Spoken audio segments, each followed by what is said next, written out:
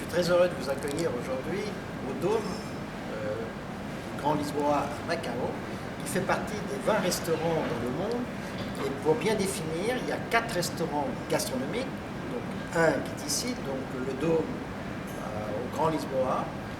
Un autre à Tokyo, qui est le château Joan Robuchon, qui est à Ibisu. Un autre à Singapour, qui est à Sentosa. Et le 4e, qui est à Las Vegas, MGM Grand. À côté de ces 4 restaurants gastronomiques, parmi ces 20 restaurants, il y a les ateliers qui est un concept moderne, où il y a une convivialité, où le client est en contact avec les cuisiniers, il y a un échange. Donc là, il y en a un petit peu partout dans le monde, il y en a bien sûr à Paris, il y en a à Monaco, il y en a à Londres, il y en a à Tokyo, il y en a à Taipei, il y en a à Singapour, il y en a à Hong Kong, et peut-être que j'en oublie encore. Donc, dans tous ces restaurants, je crois que nous essayons de faire une cuisine qui soit, bien sûr, contemporaine, une cuisine qui est adaptée à la clientèle d'aujourd'hui. Je pense que la clientèle recherche une cuisine peut-être plus de vérité, je dirais. Une cuisine moins sophistiquée qu'on a connue par le passé, une cuisine vraie. C'est-à-dire, c'est le produit qui doit parler, et c'est un petit peu ma philosophie aujourd'hui dans la cuisine, c'est-à-dire de ne pas trop mélanger les ingrédients, 3 ingrédients environ, 4 ingrédients, mais pas trop de saveur pour que le produit soit identifiable.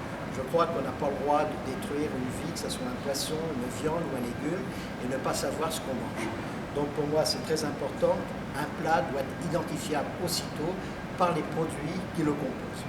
Ça c'est la cuisine que j'essaye de faire et de répandre aujourd'hui à travers le monde. Aujourd'hui, on se rend compte que tous les restaurants, que ce soit les restaurants gastronomiques, ont une très forte fréquentation, que ce soit les ateliers, tous les ateliers dans le monde, ça peut être un peu surprenant, c'est vrai, manger autour d'un comptoir comme ça, voir les cuisiniers, mais c'est vrai que dans un restaurant aussi, il y a besoin d'un spectacle aujourd'hui. Il n'y a pas que ce qu'il y a dans l'assiette, il y a tout l'environnement. Et c'est pour ça que j'aime beaucoup l'atelier, parce que l'atelier, le client est toujours pris par quelque chose. Il voit les cuisiniers, il voit le produit, il voit ce qui se passe. Donc c'est quelque chose qui correspond. Vous savez, lorsque j'ai fait mon premier atelier, tout le monde me disait oui, manger comme ça, les uns à côté des autres, la clientèle sera très mal à l'aise pour apprécier cette cuisine. Et je me rends compte que c'est tout à fait le contraire. D'abord, il faut s'imaginer, c'est que quand vous êtes 2 personnes, quand vous êtes dans une voiture, vous êtes côte à côte, vous n'avez pas la même réaction que quand vous êtes face à face avec quelqu'un. Donc déjà, c'est important pour les gens qui sont à côté de vous. En plus, c'est vrai que dans ce restaurant, il y a les cuisiniers qui perçoivent un petit peu votre réaction.